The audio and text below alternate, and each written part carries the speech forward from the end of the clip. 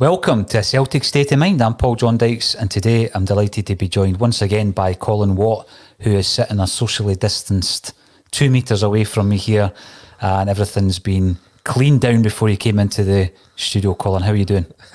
Socially distant and safe, Paul. Socially distant and safe. Always safe. And we're here to speak, obviously, about the big topics in Scottish football, all about Celtic.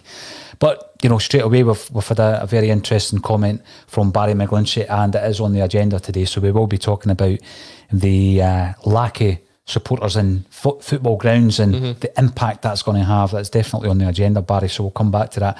Thanks for getting involved. Everybody who's out there watching, please get involved via Twitter, YouTube and Facebook. We're going to kick off by talking about Thursday night's game. We're back in Europe, we're away from home, it's a one-off.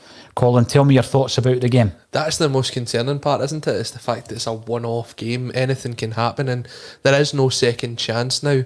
When we get knocked out off Ferencváros, then we came into the Europa League, and that's sort of like your second chance. But there is no third chance.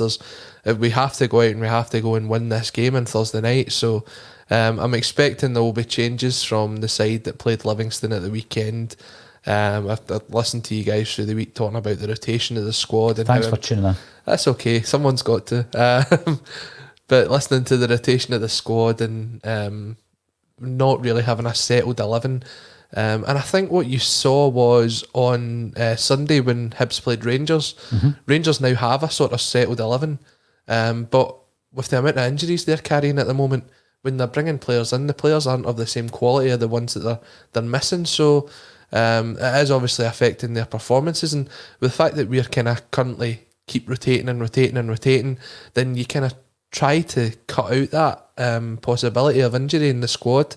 Although I think there's more to be said about the fact that we've not rested Brown over the last couple of weeks. I think that's something you were calling for last week against St Mirren. We had a good discussion about that, Colin. I mentioned in the comments earlier on this week, I think Scott Brown's a bit of a 60-minute man now.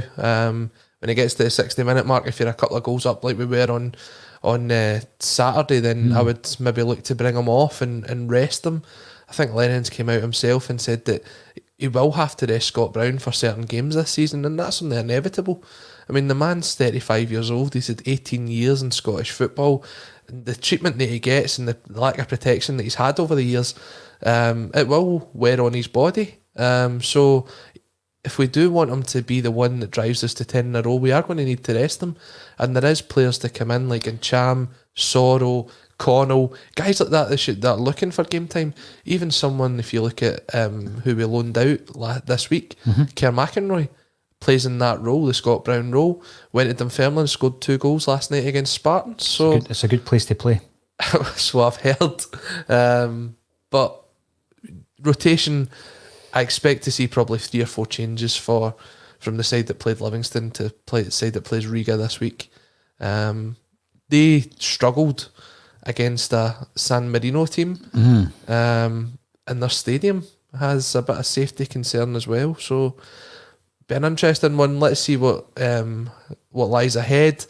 But just looking forward to seeing Celtic getting back on the park. Could be doing with some uplifting news recently, yeah? Yeah, well, we will be talking. There's a lot of comments coming in. We'll go through as many as we can, Colin. But we will be talking about the lack of supporters in Scottish football grounds and the potential impact, because it's going to be a bleak picture unless the Scottish Government are able to put a package together, because we will be facing clubs going out of business. Absolutely no shadow of a doubt about that. Oh, definitely. And this kind of hurts to say, and I'm sure I'm going to get slagged for this in the comments, but excuse me, sorry. I was watching the announcements last night, and obviously Boris had his announcement, and then Nicola Sturgeon had hers.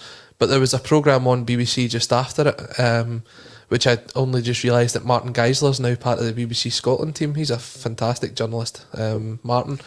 But they were discussing with Douglas Ross about things like bringing in the furlough package scheme and stuff. And Douglas Ross actually came across very well.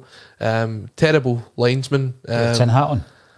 Well, it's strange, do you know what I mean? That people can talk common sense. You look at we all had nice words to say about Rishi Sunak when he brought out the package, and now he's looking to scrap benefits. So people can turn as easy as you take a kind of appreciative view of what they say, but we're not going to turn this into a politics podcast. We've already discussed the option of having that later down the line, maybe when we get to the Scottish elections. But you're right, it's a worrying time for a lot of people in Scottish football. There's not just players, there's staff behind the scenes, you've got the catering staff, you've got security. I feel as though, and I think you've said this before, Paul, if it is to be that there's not going to be fans in the grounds for 6 months, then we won't have 42 professional teams come 2021. I know we're kind of jumped into this. It is part of the agenda, and we've gone from the European game to it. But whilst we're speaking about it, I would make comment on that. I think there was a lot of scaremongering initially, and a lot of people were living in fear, Colin. So everybody was thinking about the worst case scenario just in life, day-to-day business, but also being football fans. We were speaking and discussing the implications to Scottish football. And back then we were talking to some financial experts on the impact of the game in Scotland. And I was kind of criticised for being a prophet of doom. That's what I was being called. And it's not I told you so. I just, it's as clear as day to me, unless there is a support package in place by the Scottish Government, the 42 clubs that you mentioned and loads of other clubs below that, in the pyramid within Scotland, and loads to youth development academies and football clubs and boys clubs. It all comes down to whether or not they can be funded. And without fans through the doors, particularly for the professional clubs, then they're going to go out of business, and that that is a stark reality for the larger clubs. But when you go down the leagues, there are clubs there who are working week to week. In any case, under normal circumstances, with fans coming through the gates. And Barry McGlinchey's comment that was the first comment that was made this morning, and thanks for getting involved, Barry. More worryingly for the Scottish game is that clubs will potentially fold due to COVID. This could have serious implications for the league continuing. Thoughts? You see, at the minute we've got with the Betfred Cup, if you're playing a Premiership team, which there's a Premiership team in most of the groups, I think, then you have to get tested, and these clubs can't afford the testing that's out there at the moment. So if they can't afford that, then what hope have they got of not having fans in at the stadium for the next 6 months?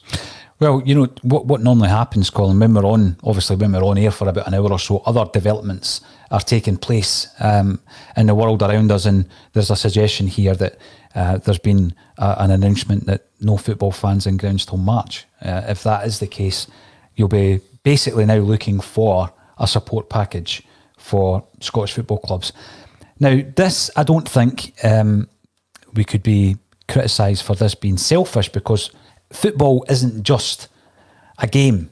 It's not a game. It's an earner for communities. It's an earner for the economy. We've spoken in detail about how big Celtic are to the economy in relation to the business that it attracts to the Glasgow area, to businesses all around the park, flights. It filters down and down and down.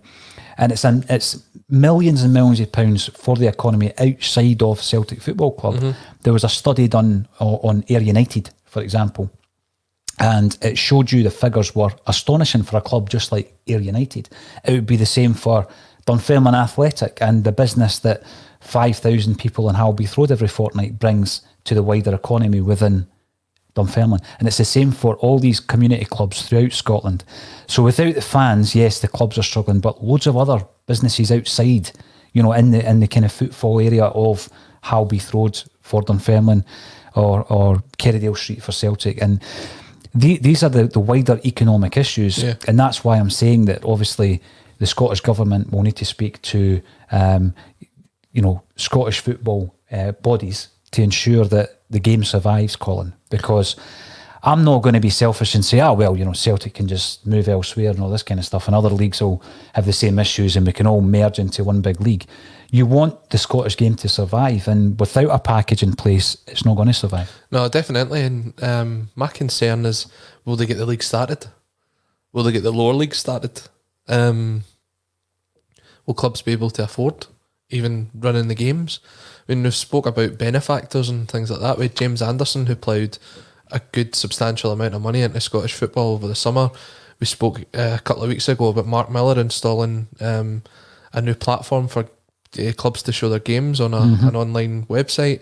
There is going to need to be some sort of additional support given to clubs to survive this, because the players have still got to be paid and there's no one there to fund the wages. I mean, I think the recent study came out showed that Scottish football is the highest of the ratio for people through the turnstile as opposed to the general overall income from the club. It's something like 60% of... They rely heavily on punters through the door. Yeah, it's like 60% of their annual turnover is made through guys coming through and girls coming through the turnstiles. So when you look at something like that, if you've lost 60% of your playing budget for the year, that is going to have serious implications on what you can do as a club.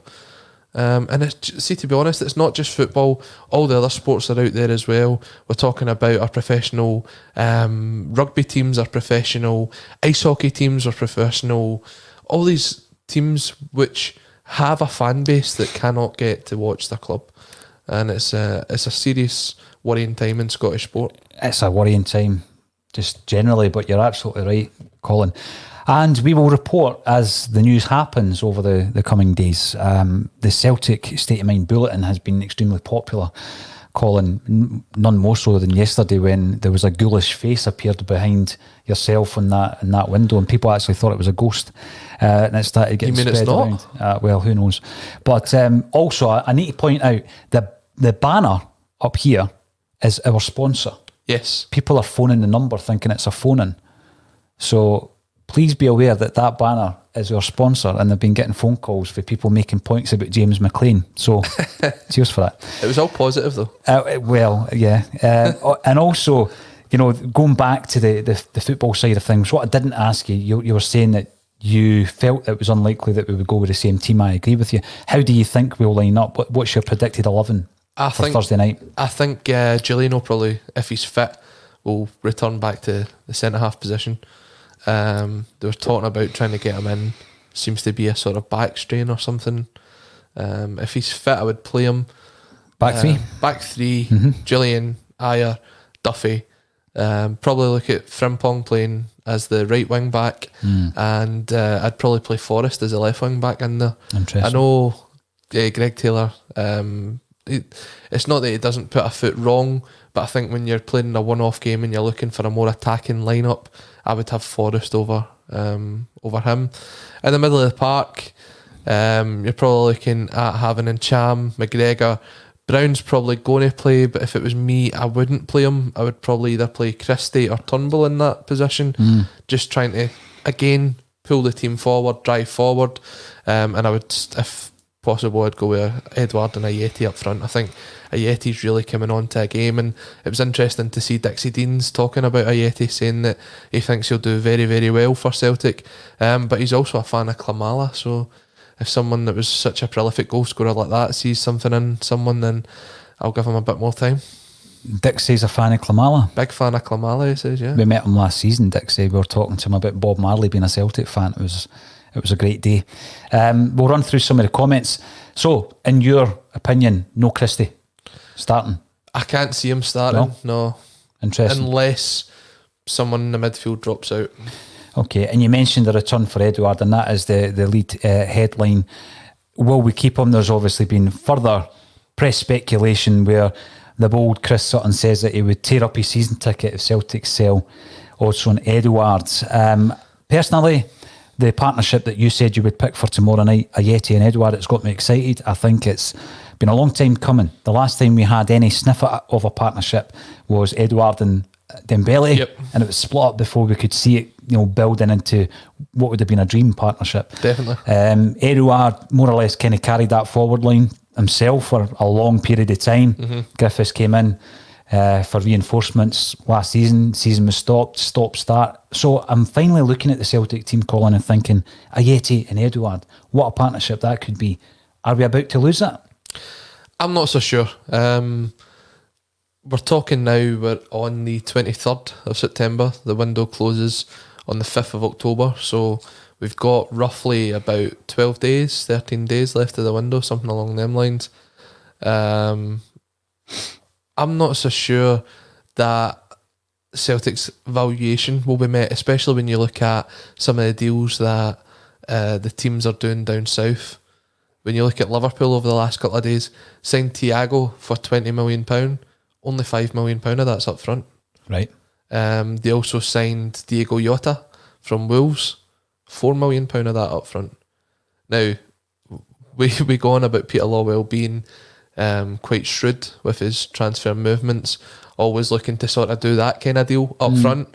But when someone's coming to take our players, we tend to push for as much up front as possible, and unless Aston Villa or whoever else that's out there is going to offer the kind of value that Celtic's looking for, I don't think it'll move. And to be fair to Odsonne, I don't think he's someone that will press for a move himself. No, I don't think so. And some of the comments that are coming in, and I will run through them, are basically along the lines of, he's shown via his agent he wants to stay for the 10, which is brilliant. We love to hear that as Celtic fans, Colin. But this ties in intrinsically to the other point that Barry McGlinchey made in relation to the COVID issues, right? And the reason it ties right into it is because Celtic as a football club will be looking at potential losses between now and March, if it is March, right? Yep. And they'll be looking at assets. And this is what concerns me. Because we've also heard that Ayer is interesting. AC Milan, he is one of many names on a short list. I mean, Maldini didn't say we're going to buy him. He's a player who is interesting. AC Milan. He's got a value. People might argue if it's 14 or 15 or if it's closer to 20 to 25. He's got a value, but even that wouldn't fill the gap between now and March. In terms of lost revenue through the gate, and that's what concerns me. There's got to be a business decision between now and when that transfer window slams shut from Celtic, and they might actually see Edouard as being the key to that, and that worries me hell of a lot. I can see the point in that, but what we've also got to look at is the market that's out there at the minute. I mean, I just mentioned there about Liverpool spending £9 million to bring in 60-70 million pound worth of talent. I really can't see Peter Lawwell accepting something as low as that. Look at how far on we pushed that Kieran Tierney deal, to the point where it almost looked as if it wasn't going to happen if Arsenal couldn't pay the money up front.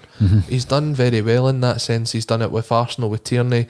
He's done it with Leon with Dembele. He doesn't accept the lower amount up front. So unless someone like Aston Villa or whoever's linked with Edouard is going to pay the 30 or 40 million that Celtic want up front, I really can't see him moving on this window.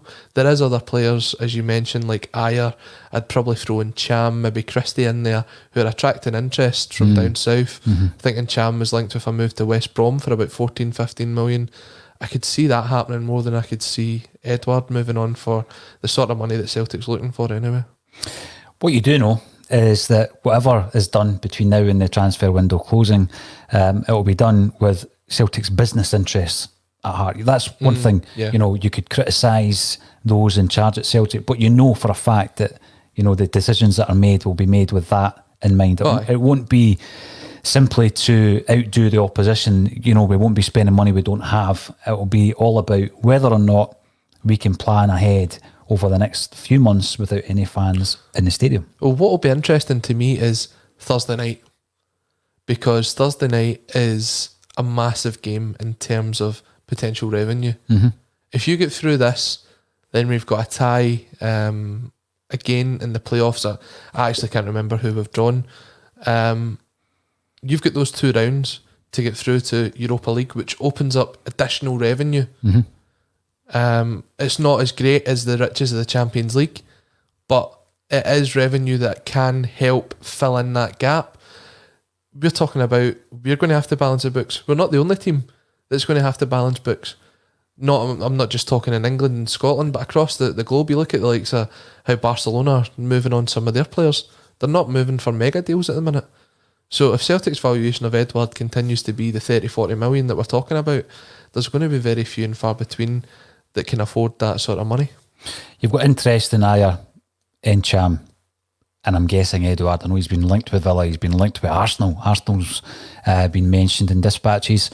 Celtic will know the figure they need to survive through the lockdown, should it be a complete lockdown, Colin, and they'll get that figure. So if that means selling a player for £30 million or selling 2 players for £15 million, they'll get that figure.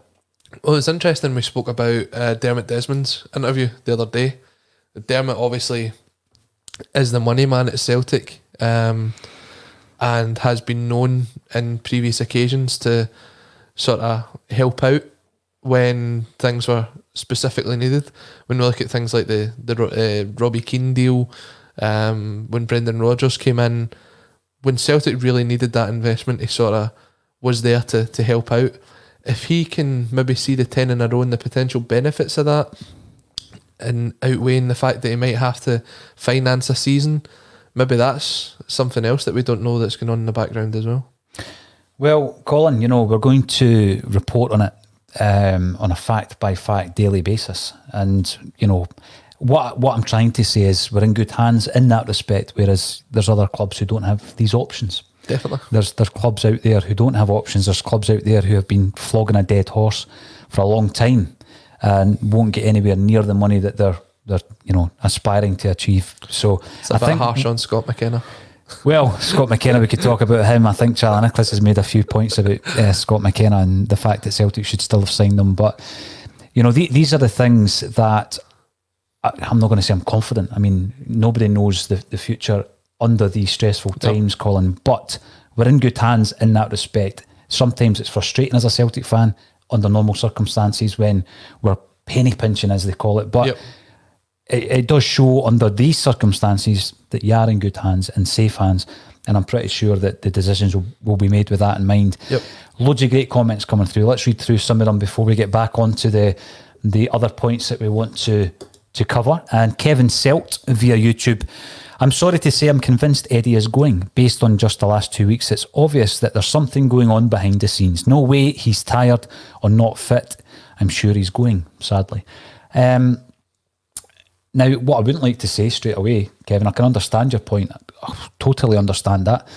You've got to take Neil Lennon for his word, haven't you? So when he comes out and says Lee Griffiths has got a calf strain, you've just got to trust that. If he comes out and says, I've had a discussion with Edouard, you've got to trust what Lennon's saying, don't you? Well, the thing is, Edouard's had a couple of injuries here and there.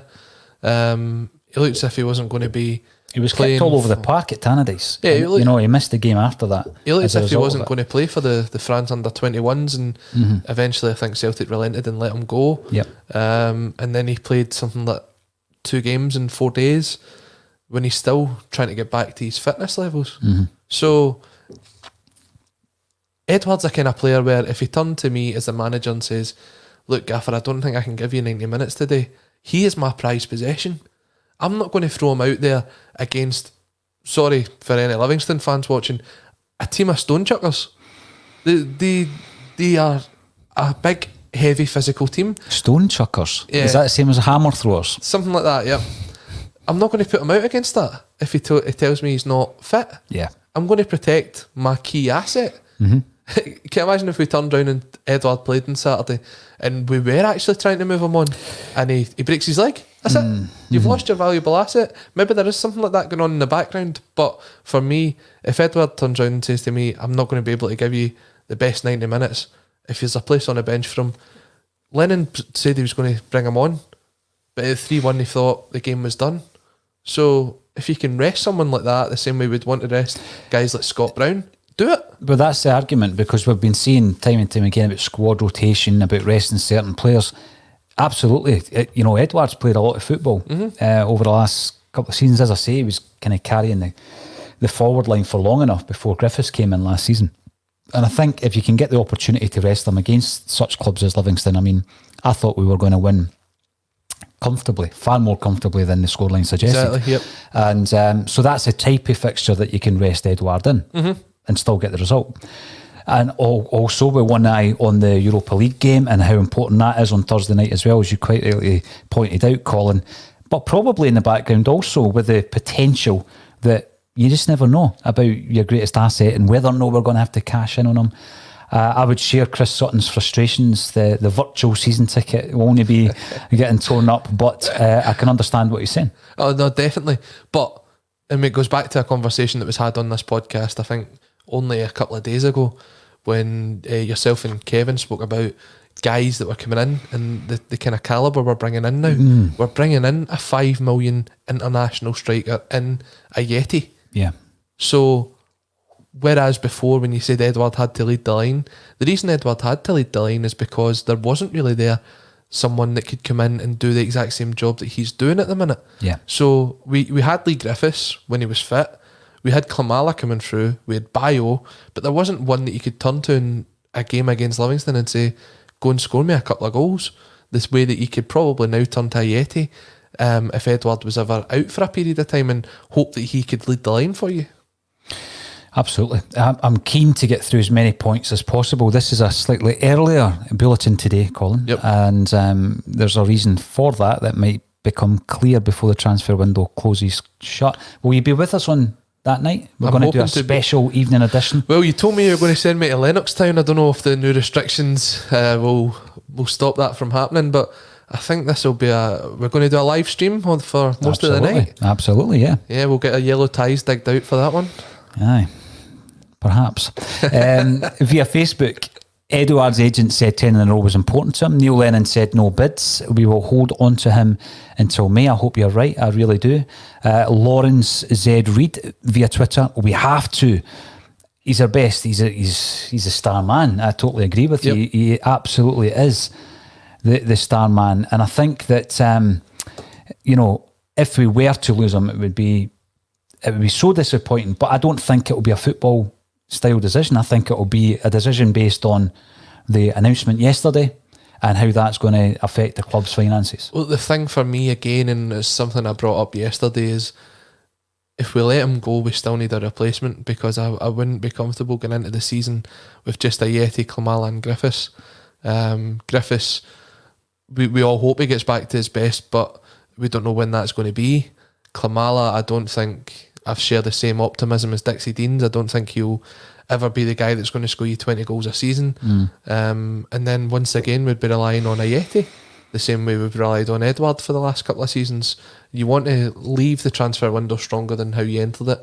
And if we don't sign a replacement for Edouard if he was to move, then we haven't done that.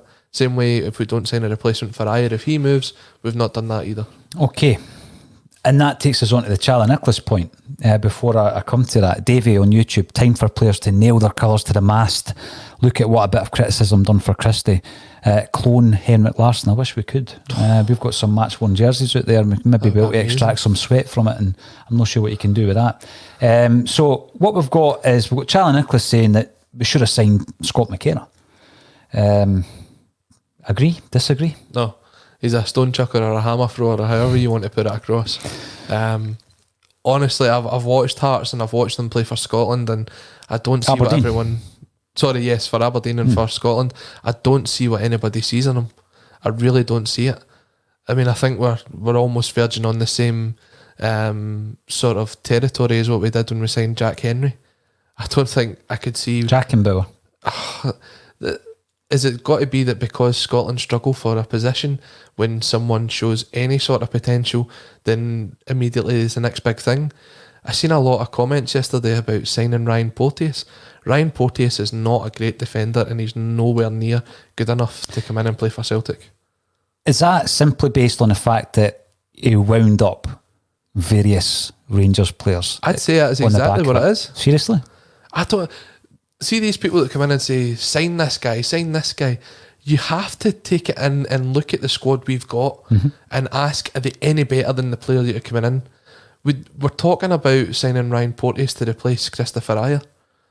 Now, okay, Hibs have had a great start of the season. They've conceded only 5 goals, which I think is roughly about the same as Celtic, and only 2 of them have came from open play.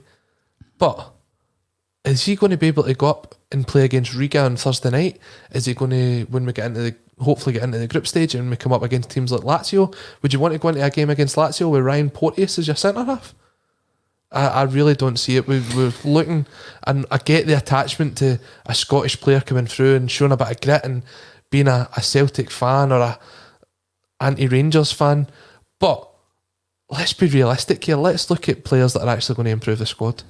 No, you're right. And again, I think that was the point I made when we were talking about it being a particularly good transfer window for Celtic, was the players that were coming in were first team players who were improving the squad, and if they weren't walking straight into the team like Barkas, then they were certainly pushing for a jersey. Exactly, yep. And I think that's the difference between this transfer window, against some of the other ones where players were coming in and you actually weren't expecting to see them for 6 or 7 months. We're still really waiting to see Sorrell, and he signed him in January. I mean, there's certain positions where Celtic as a squad need to develop, but centre half, if you're going to bring someone in, the likelihood is you're subbing one out and one in because you're playing 3-5-2, and the guys that you've got coming in as backup like Beaton and El Hamid, it's not their natural position. So that is the reason why they are the backup. You're wanting the 3 to go in there in the same ilk that we had Bobo Baldi, Josval Haran and Johan Mialbi. That was your back 3. And that's what we're trying to recreate, I think, this season in Ayer, Julian and Duffy. You've got the 3 centre halves there. I'd rather have Ayer, no matter how much he wants to leave, Duffy and Julian, than Porteous, McKenna and Duffy. Can you imagine that back 3? It's such a downgrade for me. I know. Sounds like a Gordon Strachan back 3. It does. Stephen Mullen, if Celtic are looking for 40 million quid, then I think Edouard will be a Celtic player after the window. Good point. I'd agree. Especially if they're looking for 40 million up front. Yeah. That is an interesting point. Kevin Graham, another one of our regular contributors. Lennon has said Brown will be rested. Rotation will be the normal in this season. That is anything but normal. Absolutely. We've got 5 tournaments. I keep saying this. We've got 5 trophies to play for. And Kevin goes on to say that that's him and Colin finished. I'm not sure what you've said to upset him today, Colin. Uh-oh. Gary Doonan. Yeah, can't see why not. Who knows? Maybe a Jetty overtakes him between now and January. Who knows? Maybe if Griffiths gets back in and has an Indian summer. I think it'll all come down to the pandemic. Yeah, definitely. I mean, finances, they're talking about how Premier League clubs could lose up to £100 million a month but across the board because of not having fans across the gate. We go back to this thing about the TV deals last year, how the Premier League down south ended up paying Sky a lot of money because there was no fans at the games. So is that another thing that's going to be happening, is the TV contracts, which English football relies upon heavily for a lot of their income, are they going to be compromised in any sort of way? I know all the games now are being shown through September and October live on TV. There was even a game on the BBC the other night, but who knows? Going back to another point, I think Kevin just made it there about the rotation.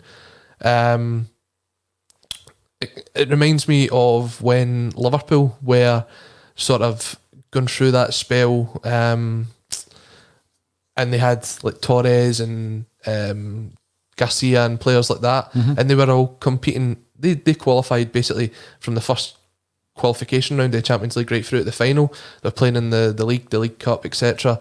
And there was a lot of rotation there, and eventually that was what came back to sort of bite them when they were going for the title down south. The managers totally slipped my radar. You know, the Spanish manager looks like Al from Al's Toy Barn and Toy Story. I know Al's Toy Barn quite well. I watched that film quite a bit. I'm trying to think of the manager's name. That's a terrible see what's wrong at the moment, Colin, is people are over reliant on just checking their phones. So come on, get through that and come back to us when you've got an answer. All right, because I'm not Googling it for you. Rotation is going to be key, but the key thing there and the difference in what we can learn from that is not to over rotate to the point where things like you want a settled back 3, you want a settled partnership up front. There'll be certain positions that are interchangeable, like Brown's, but if we tinker with it too much, it could have a bit of a dramatic effect for us. Kevin Graham's on form today. He's obviously working from home. And he says via YouTube, Celtic are in trouble now as well. I think everybody needs to realise, no matter how big your club is, and Celtic are the biggest club in Scotland, they are going to have to look at financially how to get through the next 6 months. You got the name? Rafa Benitez. Right. There it goes. Could have been a Celtic manager at some point, Rafa Benitez. I think he would have been a great Celtic manager. Definitely. Although I did like the meme that went out there when we all thought it was Rafa Benitez and it was Neil Lennon, and it was they basically kind of done him up to be Rafa Benitez. It was quite funny. I know, but I wouldn't compare it with that guy out of Toy Story because he was a bit creepy. Celtic are in trouble now as well, Kevin says. We have probably gone from selling one big name to selling two. Rumours of £10 million bids for defenders seem utterly without merit. I think what you mean, Kevin, is rumours that Celtic are bidding £10 million for the like likes of Omar Colley Colley, and players like that. I'd agree with that. Aye. That's not going to happen. No.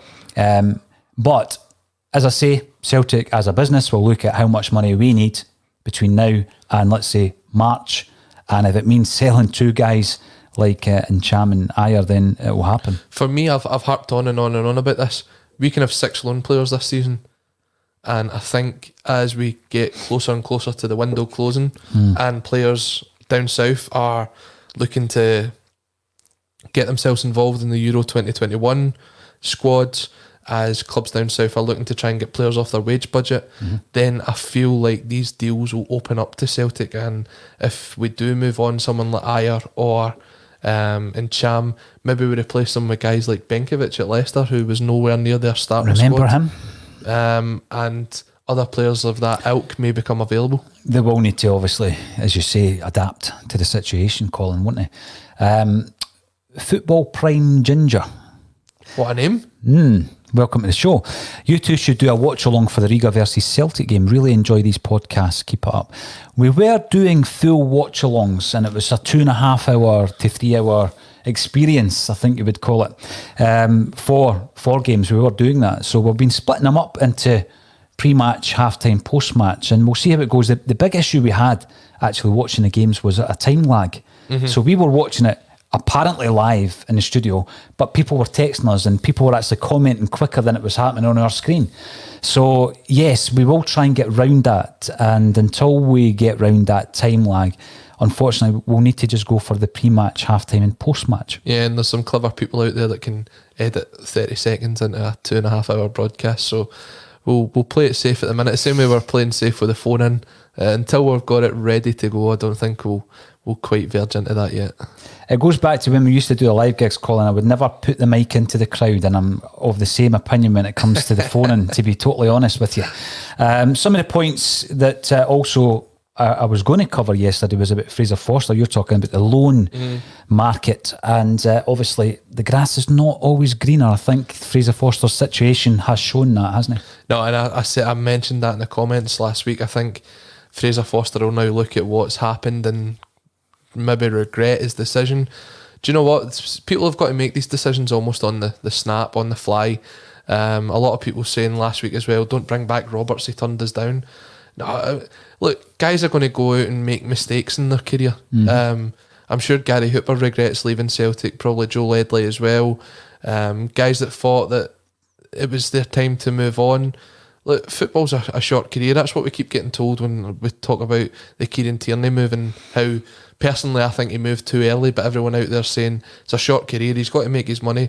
These other players have got to make their money as well, but they never left us on bad terms. If the door's open for people like that to come back, then I would certainly welcome them. And again, I've already been told to stop talking about Roderick and Griffiths, but under the circumstances, and we are entering dark old days, dark times again, Colin, you're going to need all your top players available.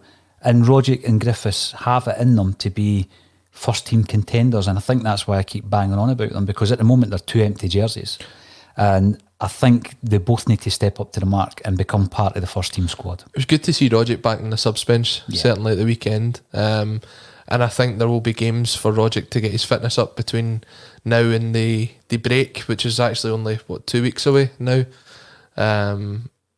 Hopefully he gets a couple of run-outs here and there. I don't think he's going to be playing for Australia over the next couple of weeks, so I hope he doesn't make that trip. I hope he stays at home, and maybe when we come back from the international break, we'll see Lee Griffiths finally over his calf injury. His niggling calf injury, yes, and that's what it basically comes down to. I just think you've got 2 empty jerseys at the moment with the 2 guys. Start contributing to the cause, and the cause is 5 tournaments. Celtic fans would love to be there in person, so be there as a player, you know. Well, we've got the Scottish Cup coming up next month, which was put off for the fact that they wanted to get fans back. That's not going to happen anymore. So we've got a semi-final to look forward to next month. As you say, let's try and win everything that we can. As a Celtic player, I want their mentality to be that they go into every game thinking that they can win. So let's keep everybody on their toes. Let's keep the squad as fresh as possible. And guys like having Rogic and Griffiths back in will give players a bit of a boost, and it will maybe push for competition of places. Well, if Rogic starts to, play and contribute, if we have to sell someone like Incham or Christie, and I say if we have to, and that sounds like a wee bit dramatic, but it might be the case, Colin, depending on what happens over the next few months, then you've got a player there who at least is going to be contributing to the first team.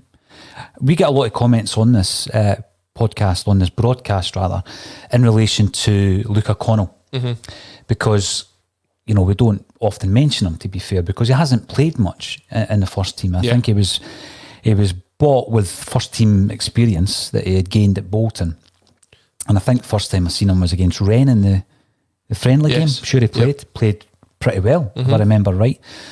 But his appearances have been fleeting, and people are saying, well, surely he's an option. Listen, we're going to have to maximise our squad, potentially. It may well be that we don't bring anybody in. Yeah, I'd love to bring in a left back. It's obvious we need another left back or left-sided player.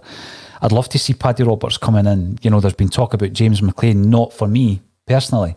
There'll be other players. We've been linked to so many players like Ben Davies. And will we bring anybody in? Does yesterday's announcement change things? Absolutely. Of course it does. Yeah.